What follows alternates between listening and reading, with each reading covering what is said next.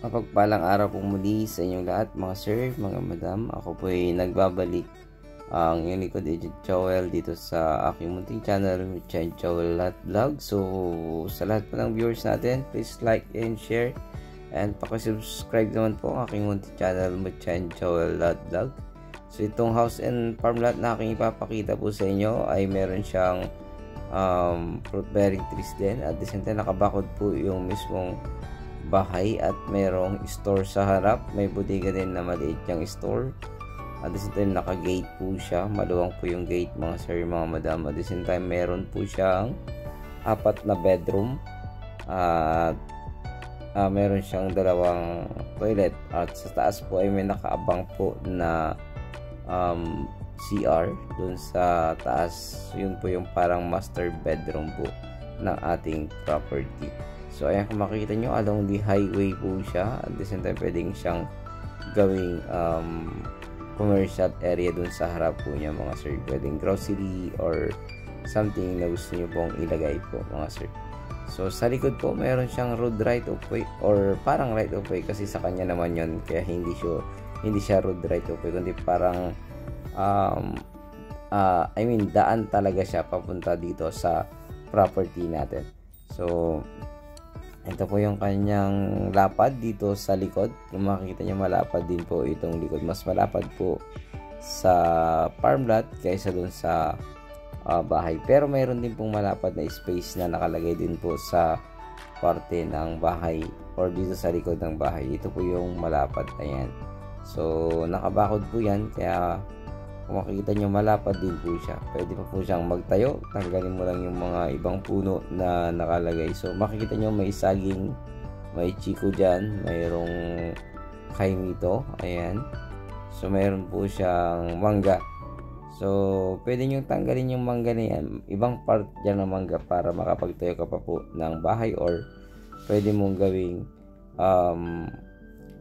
parang kitchen, dirty kitchen na mas maluwang, or tambayan sa likod.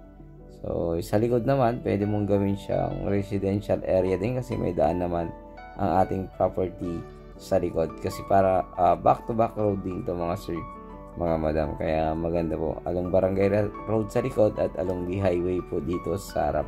So ang highway na ito ay Asinggan, Villasis Asinggan Road po ito mga sir.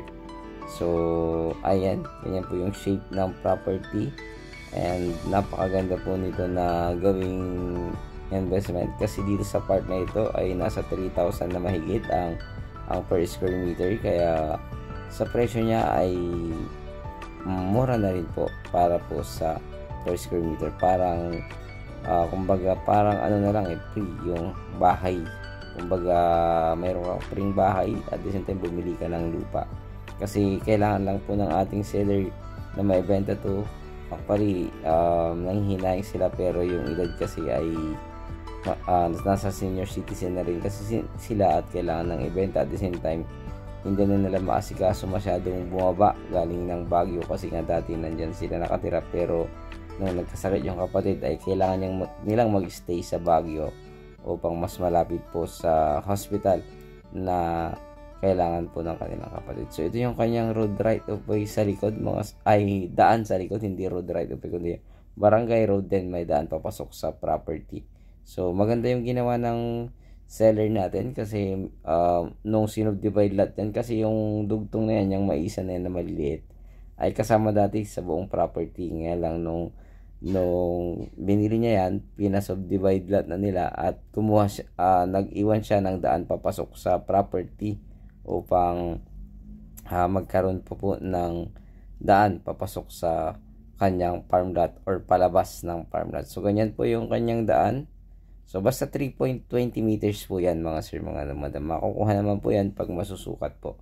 So pasok na pasok po ang 4 wheels dyan. Mas malapad pa po yan, yung 3 meters mahigit malapad po. So yan po yung kanyang daan papunta sa property. So ayun, sana ay magustuhan nyo po ito. Ulitin ko, house and farm lot. Mayroon siyang 4 na bedrooms at along the highway and along barangay road sa likod.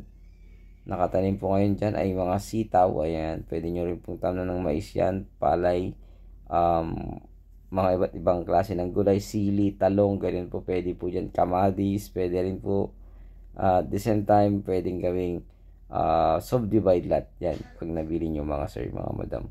So, ayan po muli. Maraming salamat. Patuloy po ang inihiling na huwag niyo pong kalimutang mag-like and share and subscribe sa aking munting channel, Muchan Jawalat Vlog. And shoutout po sa lahat po ng aking tagapanood dyan.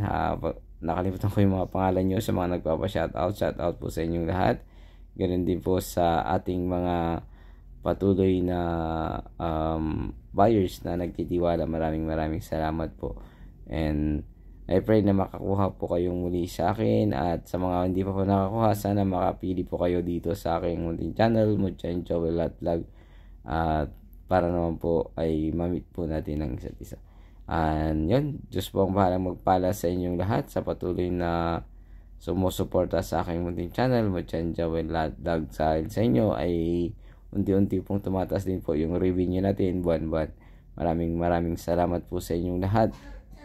At hiling ko po na huwag niyo pong kalimutang mag-subscribe upang maging updated po kayo sa susunod kong video. Ayun po, maraming salamat, at God bless you all. At sa lahat po ng ating mga kaibigan dyan, maraming salamat din po sa inyong suporta. God bless you all.